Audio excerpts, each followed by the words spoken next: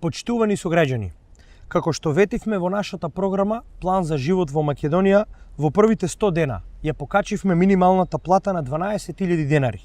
Со ова ја активиравме спиралата на покачување и на просечната плата во Македонија. Нашата програма за локалните избори во голем дел се фокусира и на локалниот економски развој. Даваме директна поддршка за домашните фирми, пред се за малите и средни предпријатија.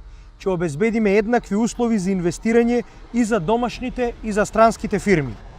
Посебен акцент ќе биде ставен на микро, малите и средни компании кои ќе бидат субвенционирани како од централната, така и од локалната власт. Локалната администрација ќе биде фокусирана и ќе работи напорно врз изнаоѓање начини за искористување на фондовите од Европска Унија. Тука мислиме на ИПА, ИПАРД, Хоризонт 2020.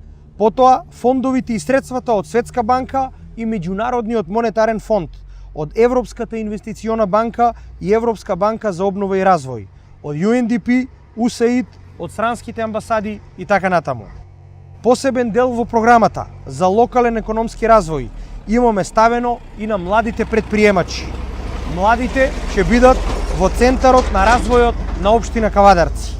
Покрај субвенциите за мали бизниси од централата, таква помош ќе добиваат и од локалната власт.